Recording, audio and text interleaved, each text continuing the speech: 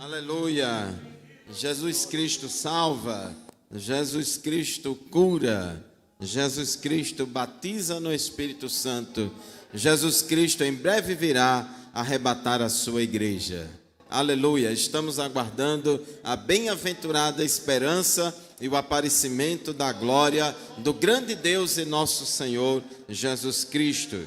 Ele cura toda e qualquer enfermidade, seja do corpo, da alma ou do espírito. Nós cremos, irmãos, o ministério de Jesus, a gente vê nos evangelhos, que foi marcado pela cura de diversas enfermidades e moléstias entre o povo. Na Bíblia, ninguém curou tanta gente, tantas pessoas como Jesus. Então, são bênçãos que acompanham a salvação, são bênçãos que acompanham a salvação. Meus irmãos, nós lemos nesta noite, foi lido nesta noite, em Lucas capítulo 17, versículos de 11 a 19, uma história muito interessante e importante, a cura de 10 leprosos.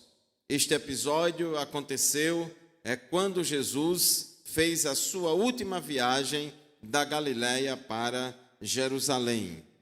A terra de Israel é dividida em 3 regiões: o norte, a Galileia, no centro, Samaria, e no sul, a Judéia. Lá no norte, na Galileia, ficava a cidade de Nazaré, onde Jesus fora criado. Ficava a cidade de Cafarnaum, também lá no norte, na Galileia, onde Jesus montou lá a sede do seu ministério, era em Cafarnaum, à beira do mar da Galileia. E a Judéia ficava no sul, onde ficava Jerusalém e o templo. Então, Jesus, como todo bom judeu, ele ia com certa frequência ao templo lá em Jerusalém, cultuar a Deus, participar da festa da Páscoa. Todo judeu tinha essa obrigação de participar dessas festas religiosas lá em Jerusalém, porque Jesus também não era desigrejado, viu, irmãos? Jesus também não era desigrejado, embora fosse Deus. Ele ia ao templo, mesmo dizendo que aquele templo ia ser derrubado, não ia ficar pedra sobre pedra, mas ele ia para a festa da Páscoa, e justamente na sua última viagem a Jerusalém, teve todo o julgamento, a prisão dele, a paixão dele, toda foi nesse período da Páscoa. E ele ia nesta viagem, e diz o texto aqui, Lucas 17, 11, que de caminho para Jerusalém, Jesus passava por meio de Samaria e da Galileia. Havia, irmãos, determinada discriminação entre a Galileia e a Judéia. A Judéia era uma região pobre de recursos naturais, porque tem muito deserto na Judéia. Mas lá na Judéia era onde ficava o templo, ficava Jerusalém e o templo. E na Galileia, no norte, não era forte do ponto de vista religioso, tinha muitos gentios morando lá, por isso que a Bíblia diz, se chama Galileia dos gentios. Mas lá era a Galileia no norte, muito rica em recursos naturais, principalmente ali o clima era melhor, e o mar da Galileia, que é um grande lago de água doce. Na verdade, não é um mar, é um grande lago de água doce. Mas os judeus lá de Jerusalém, da Judéia, discriminavam os da Galileia. Então, os galileus não eram muito bem vistos, não eram tão valorizados como os da Judéia. E no meio dessas duas regiões ficava Samaria, que essa era que era discriminada mesmo, porque os samaritanos, já de muito tempo, eram um povo misturado, mestiço, que praticavam o judaísmo misturado com o paganismo. E os judeus detestavam os samaritanos, e os samaritanos também detestavam os judeus. Inclusive, os samaritanos se opuseram à reconstrução de Jerusalém, à reconstrução do templo na época de Esdras e Neemias. Então tinha esse problema sério de ódio mútuo entre judeus e samaritanos. Mas, irmãos, tanto judeus quanto samaritanos, todos são almas que precisam de Jesus. E a Bíblia diz, se todos não se arrependerem, todos igualmente perecerão. Todos carecem de Jesus, independentemente do lugar. E Jesus ele veio para salvar a todos, para pregar a palavra de Deus a todos, para proclamar o evangelho a todos. E a igreja também, irmãos, tem que ter essa visão de pregar para todo mundo. Às vezes a gente só quer pregar para quem gosta de ouvir. Não, esse bairro aqui da cidade, eu acho que o povo assim é meio resistente ao evangelho. Vou pregar aqui não, vou pregar ali, que o povo ali gosta de ouvir. Às vezes a gente até seleciona. E a sociedade hoje em dia, ela está dividida, irmãos, em classes sociais, em diferentes grupos, e as pessoas, muitas vezes, tem grupos que são mais resistentes ao evangelho, outros menos resistentes, e a gente sempre tem aquela tendência de não pregar para aquele grupo que é mais hostil, mas eles também precisam de Jesus. E nós precisamos saber comunicar o evangelho a todo mundo, tanto a samaritanos quanto a judeus. Afinal de contas, Atos 1:8 diz, vocês receberão o poder do Espírito Santo e serão minhas testemunhas, tanto em Jerusalém como em toda a Judeia e Samaria, e até aos confins da terra. Então todo mundo tem o direito de ouvir o evangelho e a igreja tem o dever de pregar o evangelho a todo mundo. Nós não podemos selecionar os nossos ouvintes. E Jesus ele pregava para samaritanos e judeus. E diz o versículo 12 que ao entrar numa aldeia, saíram-lhe ao encontro 10 leprosos. 10 leprosos saíram ao encontro de Jesus. Nós não sabemos desses 10 leprosos quantos exatamente eram judeus e quantos exatamente eram samaritanos. Mas pelo que Jesus revela aqui no texto, no mínimo um era samaritano. No mínimo um desses 10 era samaritano. E provavelmente está implícito aqui que a maioria era judeu. E, irmãos, ter lepra naquela época era uma situação muito difícil. A lepra é uma enfermidade, que naquela época não tinha antibiótico, naquela época não tinha os recursos da medicina que existe hoje.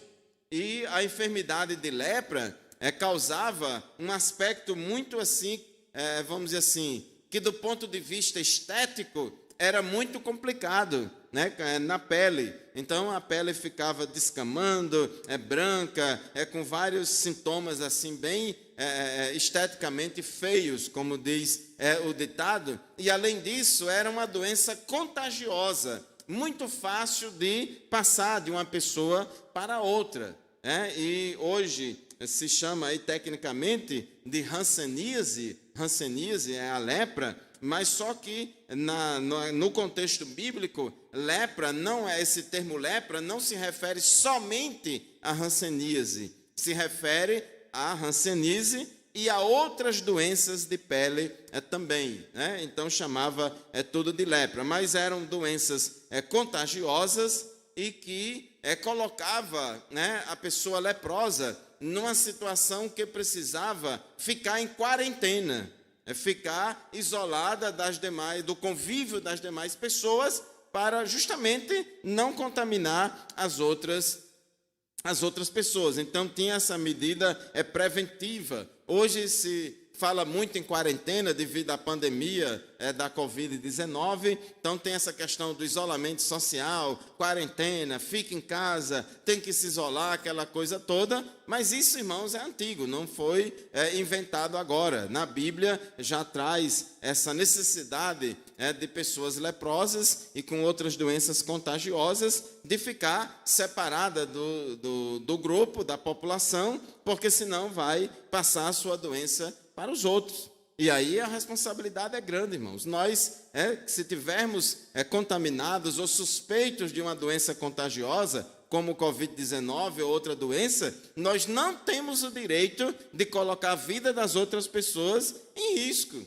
Nem da igreja, nem da família, nem de canto nenhum. Não, porque eu não aceito isso é coisa de comunista, porque os chineses inventaram. Eu lá quero saber se inventou, não inventou, de onde veio, irmãos. O importante é eu fazer o que tem que ser feito para proteger a saúde das pessoas. Então, os leprosos, eles ficavam isolados no leprosário e ficava naquela situação. E só saía de lá se fossem curados. E a autoridade para dizer se alguém era leproso ou para dizer se alguém tinha ficado curado de lepra era o sacerdote. O sacerdote também era a autoridade sanitária, que a pessoa suspeita ia lá perante o sacerdote examinava e dizia, realmente você está leproso, aí vai ter que ficar em quarentena, isolado. E quando a pessoa estava leprosa e ficava boa, e que não eram muitas, era difícil, não era fácil alguém ficar curado de lepra, então tinha que mostrar ao sacerdote, ir lá e o sacerdote ia examinar, e era ele quem declarava e dizia se estava curado ou não.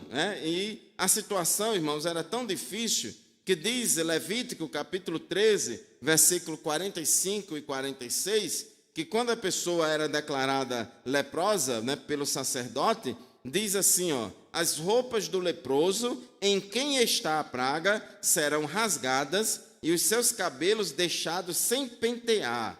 Com a mão sobre a boca gritará, impuro, impuro. Será impuro durante os dias em que a praga estiver nele. Está impuro. Habitará só, a sua habitação será fora do arraial, fora do acampamento, justamente para não contaminar os outros. E tinha que dizer isso justamente como um aviso. Ele ficava naquela situação e tinha que dizer, como uma medida preventiva, para ninguém se aproximar. E diz aqui o versículo 13, Lucas 17, 13, que quando aqueles 10 leprosos saíram ao encontro de Jesus, o versículo 13 diz, que ficaram de longe e gritaram, Jesus, mestre, tenha compaixão de nós.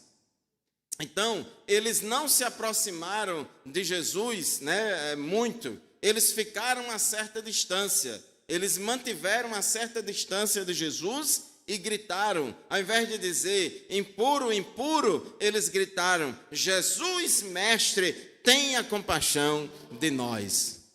Aqui, irmãos, nós vemos algumas coisas interessantes. Primeiro é que a enfermidade, a doença, irmãos, a tribulação, muitas vezes coloca no mesmo nível judeus e samaritanos, pobres e ricos, pretos e brancos, fulano e beltrano, patrão e empregado. A enfermidade, irmãos, ela pode assolar a qualquer pessoa, o rico e o pobre, porque com o dinheiro se compra o remédio, mas não compra a saúde, como diz um hino, Com o dinheiro se compra a cama, mas não compra o sono, compra o remédio, mas não a saúde. Se compra uma casa tão rica e bela, uma linda mansão, porém a morada no céu com Jesus não se compra, não. Olha aí, eu cantando um hino antigo aqui. Vocês sabem desse hino aí?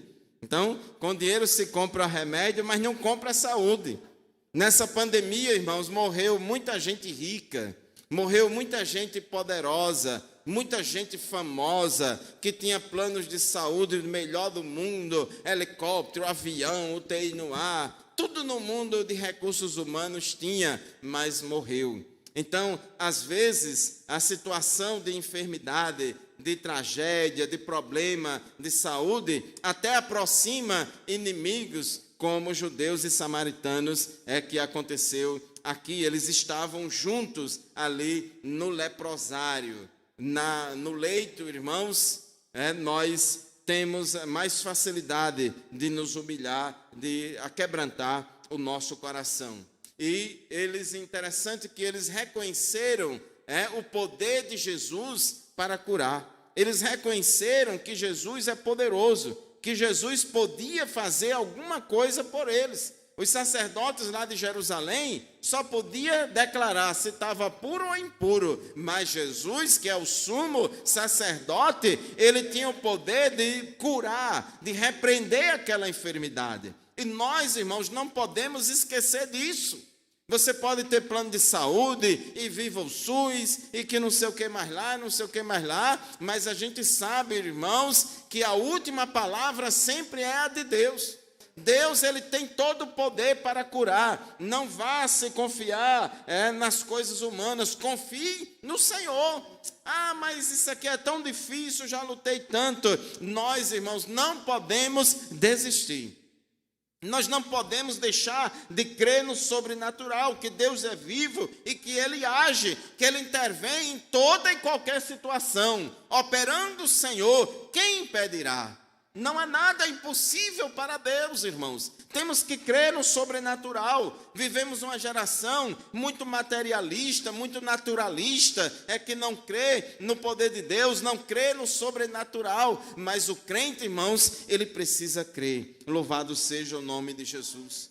Então eles foram até Jesus porque reconheciam que Jesus tinha poder para curar. E eles não ficaram, irmãos, exaltando a sua enfermidade, não ficaram, irmãos, fazendo propaganda e lamentando do seu problema. Eles foram direto a Jesus, eles obedeceram às regras sanitárias de manter uma certa distância, e ele gritou: Jesus, mestre, tenha compaixão de nós. Aleluia. Eles apelaram para a misericórdia de Deus, eles apelaram para a compaixão de Deus. Eles não chegaram até Jesus com orgulho, dizendo: Jesus, eu sou membro da congregação central, eu dou o dízimo todo mês lá no envelope amarelo, o meu dízimo é o maior da igreja, eu trabalho na igreja, eu tenho um cargo importante na igreja, é uma vergonha para ti, Jesus, o teu servo ficar doente. Não. Ele não foi exigir tudo que Jesus conquistou na cruz, é direito nosso, é nossa herança, e eu vou exigir, o Senhor tem que me curar e tal. Irmãos, Jesus, ele cura quem ele quer, no dia que ele quer, na hora que ele quer. Ele é soberano, ele é quem decide, é quem faz. Resta a nós, irmãos, crer e buscar e pedir e apelar para a misericórdia dele. Quem chega diante de Deus, irmãos, com arrogância, todo poderoso, exigindo tudo e não sei o que mais lá, querendo apresentar o seu currículo, porque eu sou crente, ando nos usos e costumes e tal. Não, irmãos, vamos nos apresentar diante de Deus com humildade, clamando a Deus, apelando para a misericórdia e para a compaixão do Senhor. Porque Deus resiste aos soberbos, mas porém dá graça aos humildes. Louvado seja o nome de Jesus. Então eles apelaram para a compaixão de Jesus. Eles apelaram, e quando Jesus, irmãos, viu isso, aleluia, quando Jesus viu isso, Jesus não ficou indiferente à situação deles. Jesus não ficou indiferente. E uma coisa interessante, irmãos, é que como eles eram leprosos, ficavam isolados, então, aparentemente, era para ficar lá, na rua do esquecimento. Mas eles não se conformaram com aquela situação e foi até Jesus. Eles buscaram, lutaram e batalharam pela sua cura, buscando ao Senhor. E Jesus, irmãos, não ficou indiferente ao apelo daqueles 10 homens. Jesus não quis saber de que religião eles eram, Jesus não quis saber de que família ele era, Jesus não quis saber onde é que eles moravam, se eram judeus, se era samaritano, mas Jesus, ao vê-los, disse: vão e apresentem-se aos sacerdotes. Louvado seja Deus. Jesus, irmãos, ele respondeu. Às vezes, o homem fica indiferente à nossa causa. Às vezes o nosso irmão fica indiferente ao nosso choro, ao nosso gemido, ao nosso clamor. Por mais que alguém diga: eu sinto muito, ninguém sente tanto quanto aquela pessoa que está passando pelo problema. Mas Jesus, quando ouviu esse grito de socorro deles: Jesus, mestre, tenha compaixão de nós. Jesus disse: vão e apresentem-se aos sacerdotes. Mas como?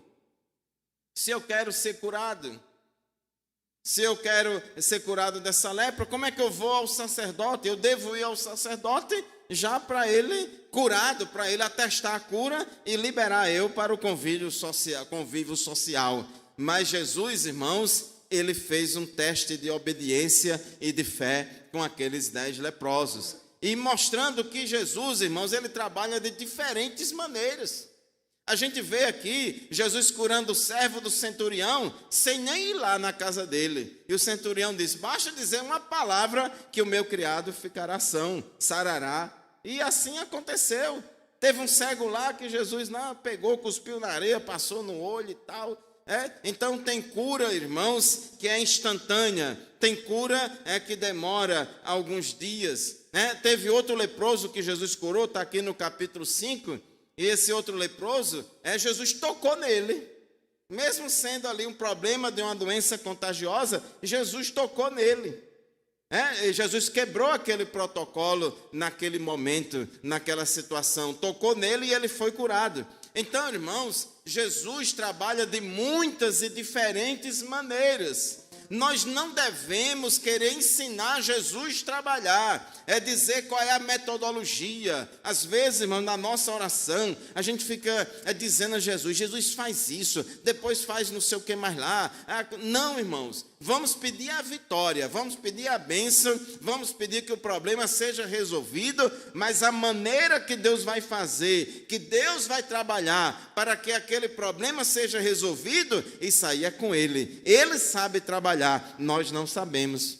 Às vezes, quando a gente quer ensinar a Deus, além de ser uma falta de respeito com Deus, querer ensinar Jesus a trabalhar, irmãos, a gente não sabe, o que é melhor, mas Deus é quem sabe todas as coisas. Então vão e apresentem-se aos sacerdotes. Porque, irmãos, os sacerdotes, como eu falei, era essa autoridade sanitária. Jesus, ele não quis passar por cima da autoridade sanitária lá do sacerdote. Jesus não quis passar por cima das regras da lei. E Jesus também queria, irmãos, que isso servisse de testemunho para o povo e para aquelas autoridades. Como ele fez com o outro leproso, capítulo 5, versículo 14 de Lucas, quando ele disse: mas vá, apresente-se ao sacerdote e ofereça pela purificação o sacrifício que Moisés ordenou para servir de testemunho ao povo. Então, a lei exigia que eles oferecessem um sacrifício. Depois que o sacerdote declarasse a pessoa pura, curada, ela tinha que oferecer um sacrifício ao Senhor, uma espécie de culto em ação de graças. Hoje ninguém oferece mais sacrifício, porque o sacrifício definitivo e poderoso já foi oferecido, que foi Jesus na cruz do Calvário. Mas nós, irmãos, devemos ser gratos, agradecer a Deus. É muito bom, irmãos, quando os irmãos fazem culto em ação de graças, que agradece a Deus pelas bênçãos recebidas, pelas vitórias alcançadas. Quando agradece aqui uma bênção na igreja. Então isso é muito bom, isso é muito importante. Então Jesus disse: vão e apresentem-se aos sacerdotes. Aconteceu que, indo eles, foram purificados. Observe como Jesus inverteu a ordem, a lógica. O normal seria o que a gente esperasse. Jesus curava eles, e uma vez estando curados, aí eles iam toda alegria lá mostrar ao sacerdote para publicamente reconhecer a cura dele. Mas Jesus inverteu a ordem e disse: você vá lá e apresente-se ao sacerdote. É como Jesus também disse ao paralítico: levanta e anda. Então, irmãos, observe que Jesus fez esse teste de fé com eles, e foi eles obedecendo a esse ide de Jesus, foi eles obedecendo essa palavra do Senhor, que eles foram curados, eles foram purificados. É muito bom, irmãos, quando a gente obedece a Deus, obedece a Cristo. O alfabeto do crente é obedecer. Se Jesus falou, se ele revelou na sua palavra, irmãos, vamos obedecer, porque é bênção para nós. Diz lá na leitura da ceia: por causa disto há entre vós muitos fracos e doentes, e muitos que dormem. Jesus curou um enfermo e ele disse: olha, você vá, não peques mais, para que não te suceda coisa pior. É bom, irmãos, a gente obedecer a Deus, é bom a gente fazer a vontade de Deus. Então, aconteceu que, indo eles, foram purificados. Ah, pastor, mas eu só vou fazer a obra de Deus quando eu ficar boa. Eu só vou fazer algo para Jesus quando Jesus resolver esse problema. Eu só vou para a igreja depois que Jesus resolver esse outro problema.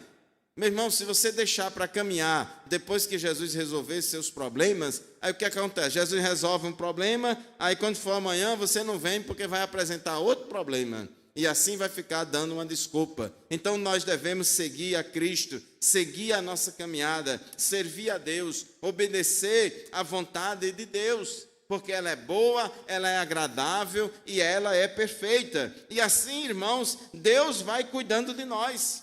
Então Jesus curou todo mundo ali, curou os 10 leprosos. E diz o versículo 15, que um dos 10, vendo que estava curado, voltou dando glória a Deus em voz alta. Observe que a cura deles aconteceu antes deles chegarem lá no sacerdote.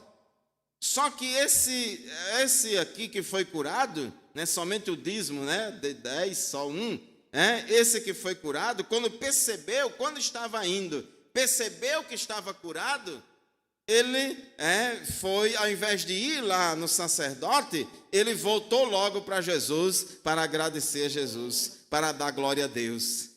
Irmãos, isso é maravilhoso. Os outros só queriam a cura e depois receber a bênção e pegar o beco, e ir embora. Não queria Jesus, só queria a cura de Jesus. E muita gente é assim mesmo, irmãos. Muita gente vem para a igreja porque quer que Jesus resolva um problema financeiro dela, quer que Jesus conserte o casamento, quer que Jesus faça não sei o que na vida de um filho, de um marido, de um pai e não sei o que mais lá. Mas nós, irmãos, devemos seguir o Deus da bênção e não a bênção de Deus. Devemos estar apegados ao Deus que abençoa e não às bênçãos de Deus, porque Deus vai provar.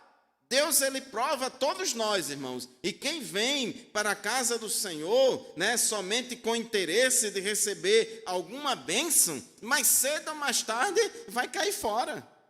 Vai cair fora, porque vai se decepcionar. Porque Deus, irmãos, ele não trabalha dessa forma. Então esse que foi curado, quando ele sentiu que estava curado, ele valorizou mais, não a sua liberdade agora para conviver em sociedade.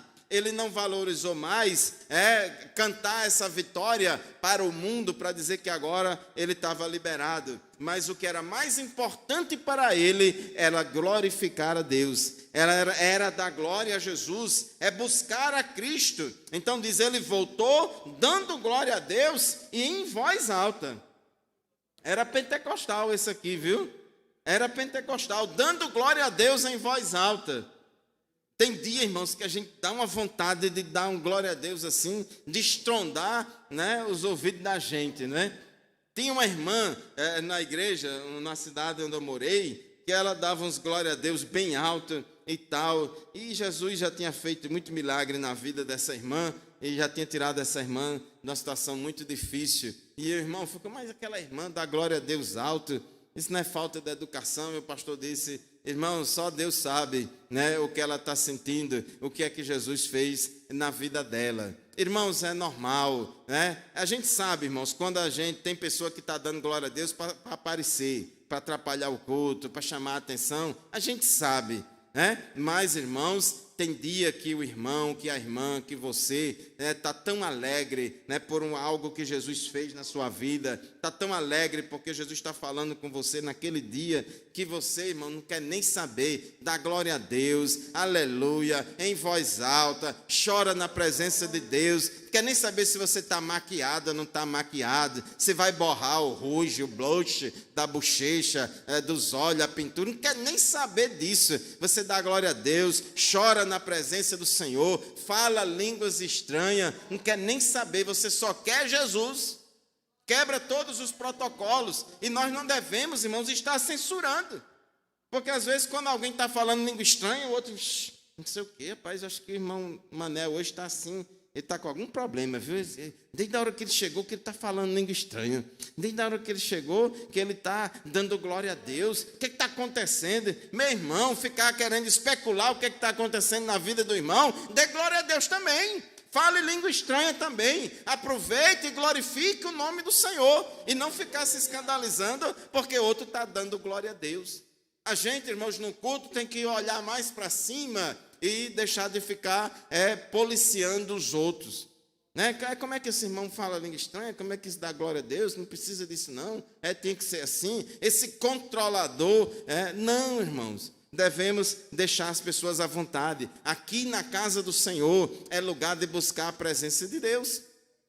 Tem dia que a gente está como Ana, a mãe de Samuel, que não tinha nem palavras para falar.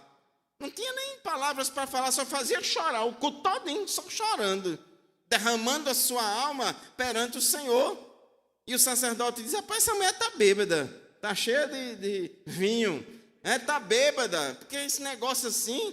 O sacerdote, não estava vigiando, estava fora da direção de Deus. Irmãos, então a gente precisa ter liberdade.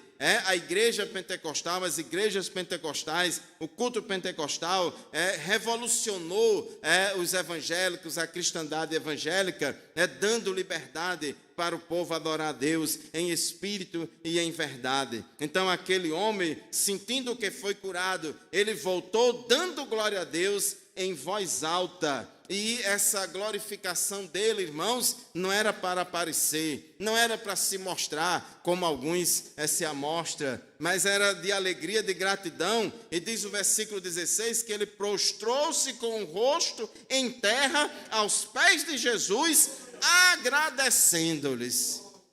Não era para aparecer, não era para se mostrar, mas era em atitude de adoração, em atitude de agradecimento, reconhecendo que Jesus era Deus, reconhecendo que Jesus era quem curou ele daquela enfermidade. Seja grato ao Senhor, sejamos gratos a Deus por tudo quanto Ele tem feito na nossa vida. E diz aqui o final do versículo 16... E este era samaritano, estrangeiro. Então Lucas fez questão de registrar esse detalhe. Por quê, irmãos? Porque se esperava esse tipo de atitude mais dos judeus do que de um samaritano. Porque os samaritanos, irmãos, tinham o judaísmo lá meio misturado. Os judeus se orgulhavam de ter a lei e tudo, mas de onde se menos espera, irmãos, a gente muitas vezes vê muito mais gratidão e quebrantamento. Tem muito crente, irmãos, arrogante, cheio de...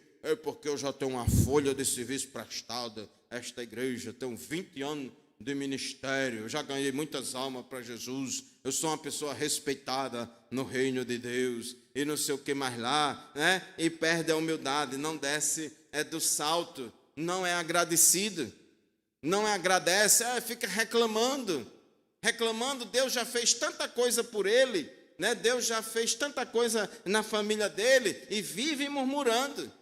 É muito feio, irmãos, um crente murmurador, que vive murmurando, não é grato a Deus por nada, não é satisfeito com nada, fica olhando a vida dos outros e achando que a vida dos outros é melhor do que a dele.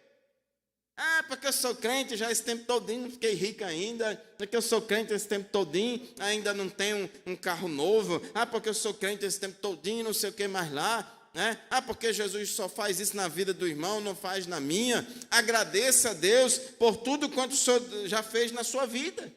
Se você não fosse crente, onde é que você estaria neste momento?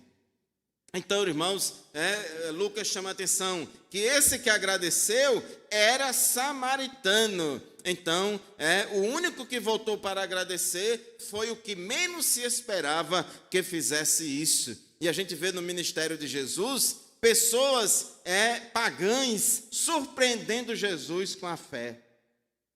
E ali, irmãos, eu creio que foi a manifestação do dom da fé. Não eram crentes não, mas Deus deu a eles aquela fé naquele momento para que fosse operado o milagre, que foi o centurião lá de Cafarnaum, quando disse a Jesus: Jesus, você nem precisa ir lá na minha casa curar o meu servo, daqui mesmo você diga uma palavra que meu servo vai ficar curado. Do mesmo jeito foi a mulher Ciro-fenícia. Ela pediu a Cristo para curar a filha dela, que estava endemoniada, e Jesus, homem, não vou não, primeiro eu fui enviado às ovelhas perdidas da casa de Israel, né? Jesus ali provou aquela mulher, mas aquela mulher insistiu, ela batalhou pela sua vitória. E aí Jesus, irmãos, repreendeu o demônio da filha daquela mulher, e Jesus elogiou a fé daquela mulher e disse: mulher, grande é a tua fé. Enquanto muitos judeus eram incrédulos, rejeitaram a mensagem, a pregação de Jesus, tinha lá uma estrangeira, Ciro-fenícia, uma mulher pagã, que creu na mensagem de Jesus e ouviu de Jesus esse elogio: mulher, grande é a tua fé. Disse ao centurião de Cafarnaum: nem mesmo em Israel eu achei tanta fé. E às vezes, irmãos, tem crente que não tem fé de nada. É crente bullying, é crente de pouca fé. Mas, irmãos, às vezes uma pessoa que nem tem Cristo, que nem é salva, às vezes tem mais fé, né, do que aquele que está na igreja. Então Jesus perguntou: não eram 10 os que foram curados? Onde estão os 9? Aí Jesus, irmão, chamou a atenção. Cadê os 9 que foram curados? Não voltaram para agradecer? Os 9 só queriam saber da cura, não queriam saber de mim? E aqui, irmãos, a gente vê algumas coisas importantes. Primeiro, nem sempre, irmãos, quando acontece milagre, acontece salvação, não. Às vezes a gente acha que, porque muita gente não se converte porque não tem tanto milagre, porque se tiver um milagre, a pessoa vai se converter. E não é assim, irmãos. Às vezes, Deus salva pessoas por meio de milagres. Às vezes tem pessoas que vêm para Jesus por causa de um milagre, mas isso não é regra. Isso não é regra. A gente vê na história bíblica muitas pessoas que foram curadas, Deus manifestando muitos milagres no meio do povo e o povo não se convertendo. E aqui os 10 foram curados, mas só um foi que voltou para agradecer. Os outros só queriam saber da bênção de Deus mesmo. Quando Deus abençoou ele, aí pegou fora, foi embora. Quando não tinha nada, quando estava lutando, pedindo a Deus a bênção: Jesus, deixa eu passar no vestibular. Jesus, eu quero arranjar um emprego bom. Jesus, eu quero ser bem sucedido aqui no meu comércio, na minha empresa. Faz eu prosperar. É tão crente, é tão uma bênção, né?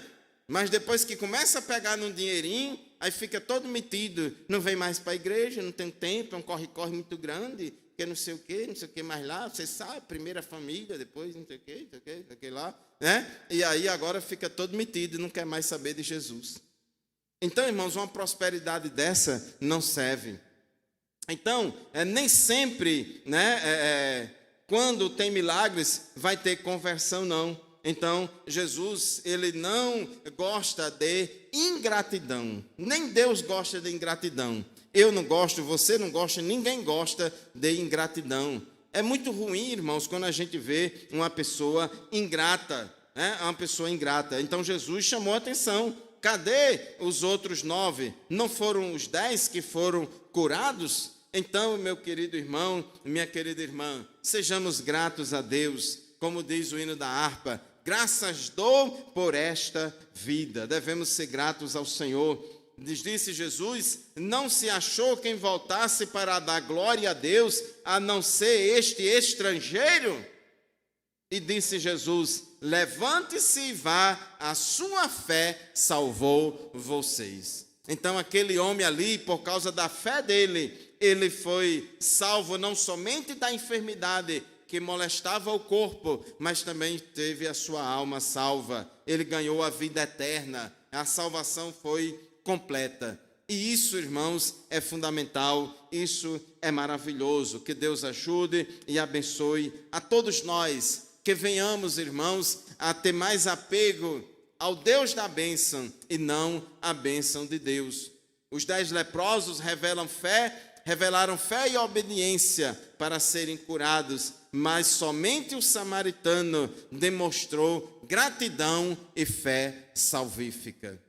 O samaritano, ele creu que Jesus ia curar ele, mas além disso, ele demonstrou gratidão e fé salvífica, né? Fé para a salvação. Ele quis Jesus, que era o mais importante. Que Deus abençoe você, que Deus abençoe a sua família, que Deus abençoe a todos nós. Vamos obedecer a ordem de Cristo, vamos obedecer a palavra do Senhor e sermos gratos em todas as coisas, porque ingratidão, irmãos, nem Deus gosta de ingratidão. Fiquemos em pé.